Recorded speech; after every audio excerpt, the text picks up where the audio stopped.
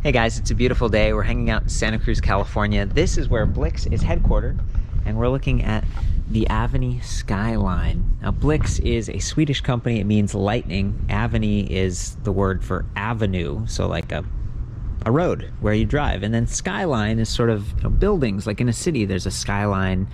It's a really great bike. It's their most popular model, I'm told. And they've refined it. So I'm looking at the newest version here that comes in 4 different colors. We got this beautiful blue, cream, gray, and burgundy.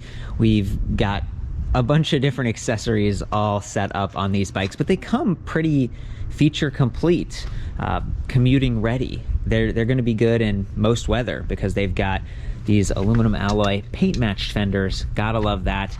Integrated lights to keep you safe, brake light activation, and we've got this beautiful paint matched rack with this awesome strut support arm here that follows the fender. I think that's great. So many times I'm looking at sort of cheaper kind of aftermarket black bolt-on racks, and it just makes this bike look so much more beautiful that everything is matched, including the fork. That is a steel fork, so you don't have suspension on this bike, but with the tires being kind of this slightly larger, actually 27.5 diameter, gives them a little bit more height and a lower attack angle, adds a little bit of comfort. And then the volume, so this one here, it's 27.5 by 2.2, and that's the width, 2.2 inches. The black ones, 2.25, so slightly wider. The tire pressure range on these is 40 to 65 versus 30 to 50. So there are a couple of minor differences, and you might notice that brown sidewall on this kind of ties into the grips and the saddle versus the cream and the burgundy. They just went with black tires, and while all of the tires have some puncture resistant like casing to them to be a little bit more durable, only the black ones have that reflective sidewall stripe, and I'm a big fan of that. It ties in with the lights. It's going to keep you safe and visible if you're riding at night, maybe you're commuting. So I would keep that in mind, like look at the website and select the color that you like, but also the tires, especially this cream one. The whole bike is just going to be a little bit more visible. It's a lighter color, and I feel like you're going to stand out nicely. It's just so cool that they have this many colors. They only have one frame size, but it's fairly adjustable. This is a 27.2 millimeter rigid aluminum alloy seat post, so it can go down fairly low, get a good minimum saddle position. Of course, this is a step through, so the minimum standover height is quite low. They've added bottle cage bosses, which I'm a big fan of, and they have this nice adjustable angle stem up here, so it's a bit of a, it's got some rise to it. It's up a little bit, and then it's fairly long, so you can have it straight and forward to extend the reach for someone who's a little bit taller. Maybe you raise the saddle a bit too, or you can kind of bring it back and maybe swivel the handlebars a bit, or straight up for that more upright Dutch riding position. And it's a pretty good stem. We've got some bolts on the side as well as below, and that helps you to lock it in. Over time, if you're riding a bike like this and you go off-road a lot and you start to rattle loose, it's just good to make sure that's tight, and it won't kind of start to strip the teeth. You can actually see the ridges in here. That's just my personal recommendation as someone who's ridden a lot of bikes like this over time. For the most part, it's very quiet and very solid feeling. It weighs about 56.5 pounds with all of those accessories, which is pretty good. 50, 55, 56 pounds, not too bad. And the aluminum alloy fenders are fairly wide, so that adds some weight. They don't really rattle around a whole lot. They don't seem too flimsy. I just think it's a higher quality build, and we do have this chainring guide, and it's aluminum alloy as well, so that's going to give you some bottom bracket protection. It's going to keep that chain from bouncing off if you do ride over some bumpy terrain, and of course it's also going to protect your pant leg, or maybe you're wearing a dress or something. It's just going to be a little cleaner. You're not going to touch that chain and get greasy or get snagged.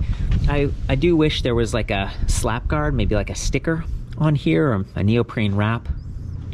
I think the clear sticker would have been the way to go, because you'd still have that nice color matching throughout. You can make one yourself if you got some clear box tape and you just like cut a strip in half and put it on there. I'm not actually seeing any damage on this bike, but they are brand new. I haven't really ridden it off-road.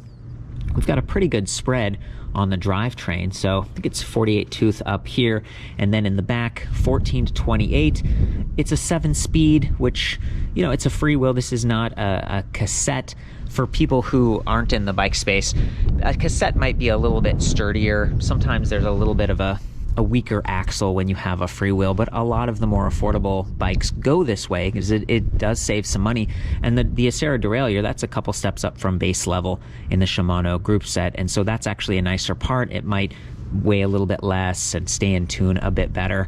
So I feel like this is very adequate for a bike like this. It's class 2, it's got a throttle, it's got pedal assist up to 20 miles per hour, and you'll notice that the motor power cable enters on this side of the bike, the drivetrain side. Some of the other Blix models, the motor cables, they're moving it over to the left side of the bike, which is nice because it doesn't get quite so busy and it's just not as vulnerable here. So when you're riding this bike, just try not to pass anything too close or bump or bend that cable, because that is the power source for your motor. And yeah, I don't know, I've seen sort of an improvement in some of their other models. A little less crowded on this side too if they do that. There's a quick disconnect here, so if you need to do rear wheel maintenance, maybe fix a flat or true the wheel, you can. And then the Acera shifter cable goes right here all the way up to the front. This bike, and really all of the Blix bikes, have the half grip twist shifter, the Revo shift from Shimano. It's got that nice optical window so you know what gear you're in. It's very intuitive, especially if you're someone who hasn't been cycling a lot, and you know the trigger shifters, you're like, which one goes to the high gear again? Well, with the twist shifter, it's pretty easy to do that, and really kind of set it and forget and just use the throttle if you want to. They've unlocked the throttle to give you full power at all levels of assist now, which I'm a big fan of. It's a variable speed throttle, so if you just push it a little, you just get a little boost. And then if you need to catch up to a friend, you could just, you know, juice it, or maybe you're climbing a hill. I'm gonna go over the left side of the bike here. We'll start with the front hub. This is 100mm hub spacing, 9mm axle with quick release. Pretty standard. 13 gauge spokes, which is a little bit thicker than normal, so I think they're going for strength here. 270 pound max weight on this bike, by the way. 12 gauge spokes in the rear, so that's thicker than average, so extra sturdy. 135mm hub spacing. It's just a little bit wider to fit the freewheel, the hub motor, and the disc brake, and we'll get to that in a second. The motor, this is by Shengi, and it's rated at 500 watt nominal, 50 newton meters of torque. I like that it's silver, kind of ties into the rims and the spokes. It's beautiful. A little bit of a zip noise when you're really juicing it, but it's kind of standard. It's a planetary geared hub motor, gets the job done. I think it weighs about 8.6 pounds. So the battery up here, 7.2, 8.6, the whole thing, you know, 56.5 pounds. Weighed it from right here and it felt pretty even, you know, keeping the weight low and center. 170mm crank arms, Welgo aluminum alloy pedals with rubber grip. So some of the other Blix models come with like metal pedals with like pins in them. They're a little bit bigger and maybe more aggressive. These are great in the sense that if you do slip off, they won't cut your shin. They have that rubber tread, but they aren't quite as wide or, you know, traction oriented. Again, it feels like it's a good fit aesthetically. And the last piece is the brakes. So we've got these Tektro mechanical levers, 3-finger levers, or maybe 4. We've got a rubberized front edge so they don't get as cold, and it just reduces any vibration or discomfort you might experience. I love that they have an integrated bell, very cheerful, very sturdy. It's just tucked in, and it's a pretty clean cockpit, all things considered, because we have, you know, a cable coming out of the display for power. Nice connector point, by the way. All this stuff is IP. I think it's 65 rated. So the motor, the battery, the display, it's meant to be highly water and dust resistant if you are riding in the rain, that kind of thing. Very nice to hear. And by the way, Blix has a 1-year comprehensive warranty, and they now have a product where you can pay an extra $160 to get an additional year, and that includes wear and tear, or $220, get 2 years warranty. That's pretty great. You know, these bikes are already pretty affordable because it's a direct-to-consumer kind of thing, and you know, you gotta do a little bit of messing around yourself, maybe put the front wheel on and attach the handlebar here to the stem, but they have improved the stem and made it a little bit easier to set the bike up properly. Feels like there's not a lot of work involved, but there will be some lifting, some cardboard to deal with, that kind of thing. So I want to be clear about that. But anyway, it's really clean, nice wire wrapping and everything. 1, 2, 3 cable from the throttle, and we got 2 cables coming out of the brakes. There's the physical, like, mechanical brake line, and then there's another electrical signal that sends a motor cutoff signal, as well as a brake light activation. So those lights go bright when you're braking, whether you have the lights turned on or not. So it's a very cool feature, another good safety feature that I love to see. But anyway, with the brakes, we got nice big levers. They look good. 160 millimeter rotors, front and rear, mechanical. They get the job done, but this is one of the areas where they save some money. So between the freewheel and the brakes, for the rear brake, that's the right brake lever, the line has to go a lot further.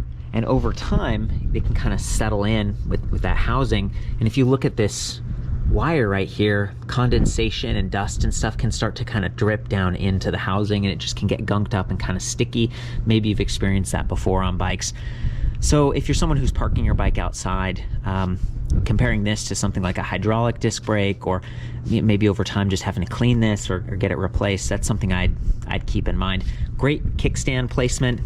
It doesn't create pedal lock if you walk the bike backwards, and it's not so far back that the kickstand sticks way out. I just feel like it's excellent, and it's adjustable length, so you can really dial that in, make sure your bike isn't tipping over. There's a lot to say about the accessories that Blix has done. So I already mentioned how nice that curved support arm is, but check it out. We got a pannier hanger right here that's dedicated. We've got a high weight capacity, 25 kilograms, which is 55 pounds, with a Yep Easy Fit window. And we've got some additional holes here so you can do all kinds of trays and racks. And it's just a good rack. It feels like it's clear enough that when you're dropping the saddle down, you're not going to collide, but it's not so far back that it's hanging way off. The light is protected by the rack. This thing has 27 LEDs on it, which is just phenomenal. I'm going to turn the bike on by holding the M button, and then activate the light by holding the up button. So you can see the LEDs there, and then if I pull the brakes, we've got 2 additional lights that go bright. I just feel like this is a really sweet light.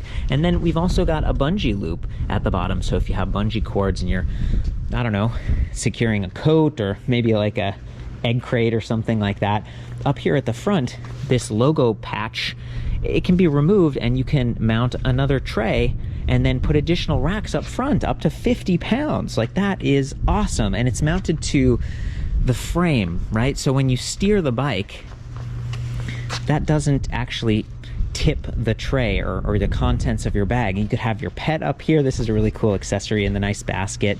A lot of people, I think, do that. You can keep an eye on your pet. You can have fun riding around. Maybe you've got some groceries or something.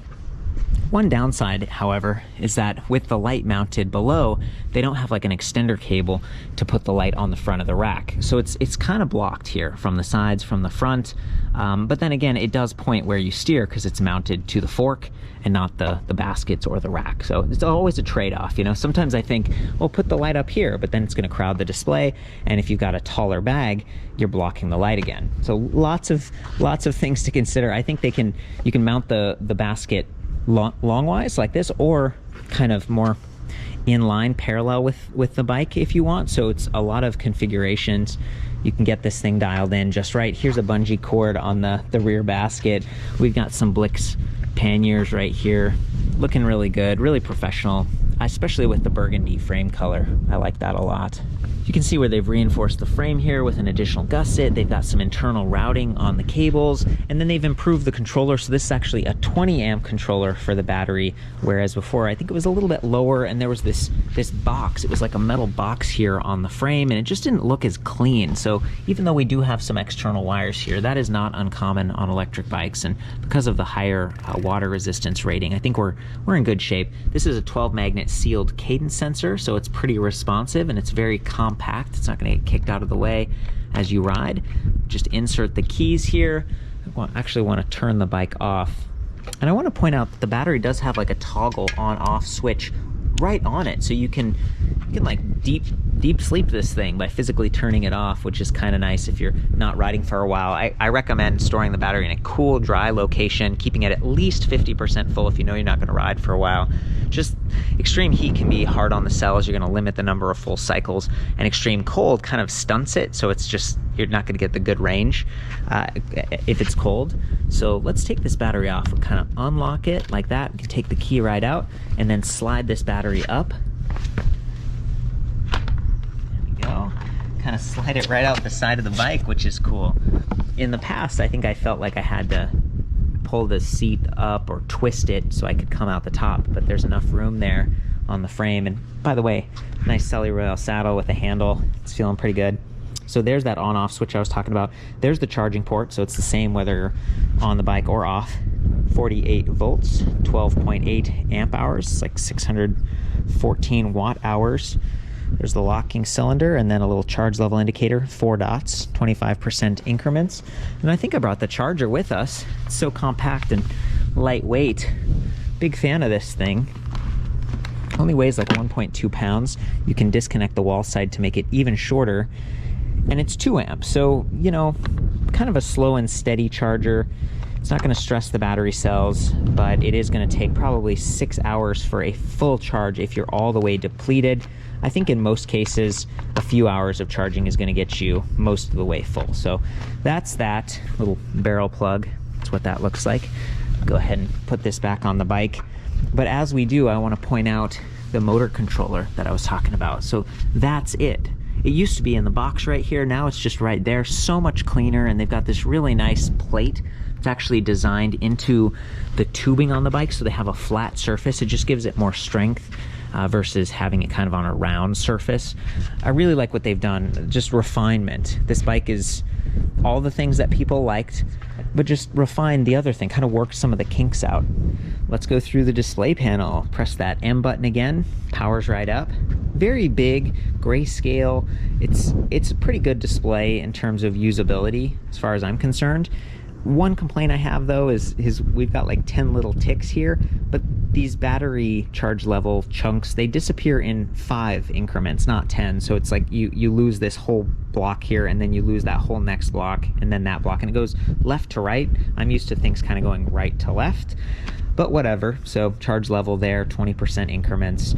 Speed in miles per hour, but I'll show you how to get that to kilometers per hour. And then down here we've got odometer. If I press that M button, it's going to cycle through. So we get average speed and trip A, max speed, trip B, press M again, and it circles around. So those are all the sort of alternative menus. Pedal assist, we start in level 1, and that means, you know, the bike's hot, basically. In addition to activating through pedaling, we're also gonna get the bike going if we bump that throttle. So just be careful.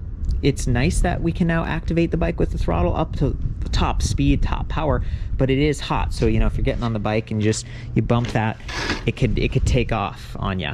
I don't want to freak anyone out. This is sort of how it works when you've got a bike that's unlocked, and in my opinion, this is really empowering, because let's say you've got your kid back here in one of these Yep seats and you're trying to get them all situated and balanced and everything. You can use that throttle to help you get going with the extra weight, and so you really only need to focus on balance and not thrust with your pedaling. So anyway, an assist level 0, the throttle still works, and you've got access to those lights, and there's a little USB charging port on the side. So that's a full-size USB type A, 5 volt, 1 full amp. So if you have like a smartphone, maybe an iPhone or Android, you got a light, a speaker, something like that, you can tap into the battery capacity just straight away. I think that's really nice. It's wonderful to see that option. The lights, as I mentioned before, we hold the up arrow, turn them on, and the down arrow, if we hold that for a second, we get walk mode. Again, very useful if you're in a spot where it just doesn't feel comfortable to ride. Maybe you're walking through a park or it's just too technical. You can use walk mode to move the bike, or if you get a flat tire, let's say you get a puncture, it's not really a good idea to ride on that. You want to walk the bike. Well, now you can have the bike push itself and move those 56.5 pounds for you. The last setting is if we hold up and down arrows simultaneously, and we get into settings. So this is where we can go from miles to kilometers by pressing the up or down arrows, and then the M button goes to the next menu, 32 kilometers. This is talking about top speed. So 32 kilometers is actually 20 mile per hour, which is the top class 2 electric bike speed in the United States where this is sold. We could take it down. You could go a little bit slower. Maybe you just want to save some battery or feel a little bit more comfortable at low speed. 17, I think, is as low as you can go. Actually, 14, 13, 12. Wow, we can go all the way down to 12, so that's great. And if you keep going down, it cycles around to the top speed, which is 40. So this bike actually can go faster than 20 miles per hour if you unlock it, and that might be appropriate for kind of off-road or private property or something like that. Certain areas allow you to ride class 3, which is up to 28 miles per hour, 45 kilometers per hour, and maybe that's you and you're commuting to work, you want to go a little faster. I'm not saying it actually will reach 40 kilometers per hour, but the motor is just gonna, it's not gonna cut out at 20. So let's take it back down to 32 for where we're riding, and press the M button again. And we get wheel size 27.5. So those are the 3 menus. And when you press M again, it circles back around. When you're ready to exit this, we just hold the M button and we're back to the main display. So I think at this point we could hop on this thing and do a little riding, but I'm gonna do one more walk around. I just feel like the branding is really subtle. It's kind of understated. We've got this European, almost like a vintage kind of a look to it, classic. I've looked at a bunch of bikes out there, and for this price range, it's hard to find bikes that look this good and also come in this many colors and have that good warranty and have integrated lights that are pretty premium. I mean, if you look at this rear one, it kind of even bends to the side, so you get that side visibility. The headlight does not have that, but it still seems to do pretty well, and it's not getting too blocked by that front fender. Kind of angle it down a little bit and you're getting, it's pretty clear. I was looking at another bike from Blix. It's the Paca, and that one, it had bigger fenders. It's a wider tire, and the fender in the front did block it a little bit. But that would be another bike worth considering if you're someone who wants to take 2 child seats or have even more cargo capacity. That has a rear rack that can handle like 150 pounds. Someone could even sit on the back. And it's also $16.99, which I couldn't believe. So yeah, they do a really good job. And let's hop on and do the ride. Okay, it's a little bit windy out today, so you might get some feedback that way. I'm gonna start this out on assist level 3. It's a pretty zippy motor, and there is a noticeable kind of a whine, but it activates pretty quickly.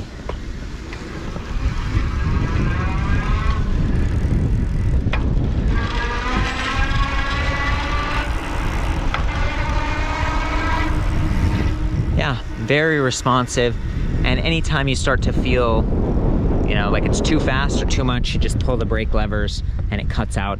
We're in an area with a little bit of a bumpy off-road section, so I'm gonna do that and you can listen for any fender noise.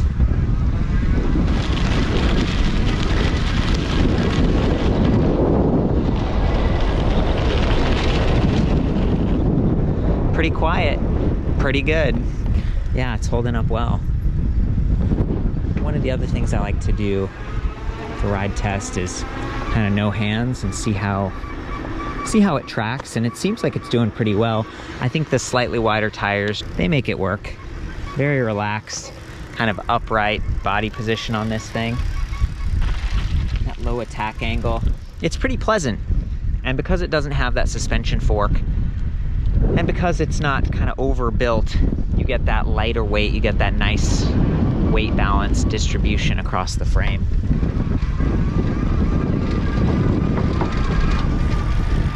I'm hearing a little bit of a whine. This is a brand new bike, so they just kind of built it up. Might be a little tight on the front. One of the things that they did improve, I'm told, is this rear fender. They actually raised it a little bit so that it wouldn't be as likely for the tire to touch that electrical cable for the rear light. So that's good in terms of durability, but they do have a quick disconnect here, like if your rear light gets bumped out of position. Same thing with a quick disconnect here for the button pad. That's something that, you know, different length handlebars, some companies just have one length and you have the extra wire just kind of bouncing around. These ones are all fairly custom cut, so they match just perfectly. Yeah, I really feel great about this bike. It's definitely one of my favorites in terms of like kind of city commuting. I feel like it hits the right price point. Even though, you know, the mechanical disc brakes that I mentioned, they could be a little bit better, they still get the job done, and I think they've chosen great components all around. So for the full written review on this bike, I'll see you back at ElectricBikeReview.com. Done my best to measure standover height, minimum saddle, wheelbase, length, width, all of those things you might want to take into consideration if you move this with a car rack, or just the weights that we talked about. You can take the battery off to make it easier to lift if you've got to do that. Maybe you want to get a suspension seat post. Blix does sell, I think it's a Thud Buster from Cane Creek, and that could give you a little bit more comfort if you've got a sensitive back or neck like myself. It's a good upgrade. I've got kind of a cool comparison tool at the site too. So you could look at this bike and you could compare it to some of the other city commuters if you're price shopping or feature shopping. That's meant to help you. And then I have a forum that's really open, so you can see what people think. Maybe someone who owned the last generation and they got the new one, they can tell you what they've experienced. I've been riding this bike for a couple days now, you know, and it's worked really well, but that's not the same as owning it. So again, I love you guys. My goal is to help you out and be objective about these things. I hope you have fun out there with whatever you're riding, and we'll see you on the next one.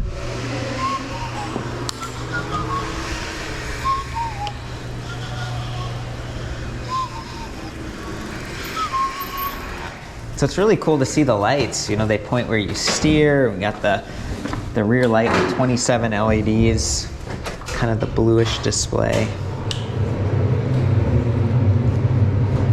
You can adjust it a little bit so you don't have any glare. I like it. Cool shot. Line now. The distance. Cool shot.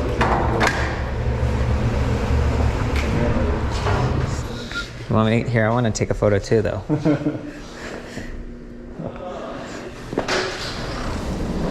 Thanks, Keegan. Yeah, I do like this bike.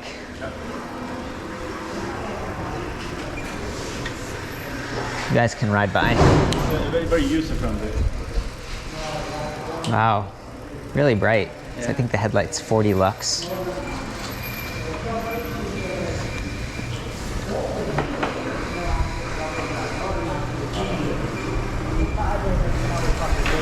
Yes. I don't know.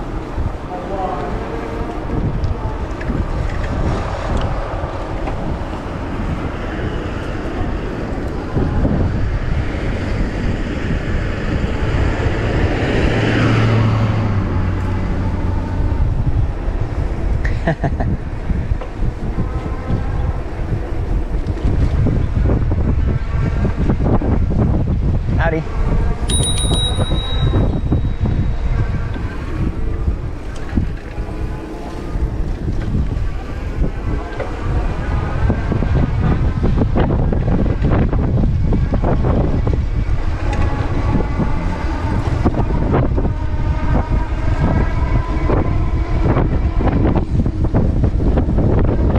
Beautiful.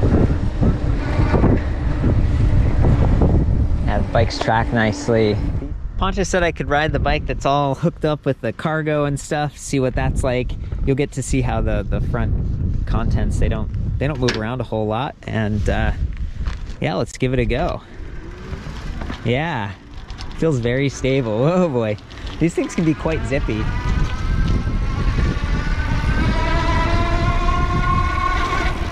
Yeah, a little bit of rattling with the straps and stuff, but otherwise feels very good. Nice. There we go. Let's catch up with them.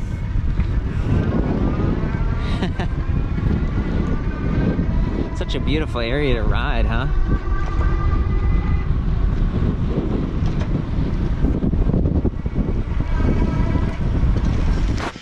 We're in the warehouse behind the scenes. Check this out. These are some of the original bikes that they did. They had a Shimano mid-drive. They had this Stockholm. It's another place in Sweden. Flip the handlebars. So anyone that's feeling sporty, you can take the kind of cruiser bars or whatever and flip them. This is rad. We got like a DIY light mechanism set up. A lot of good memories. Really cool to see the development and stuff. Thanks, Pontus. Thank you.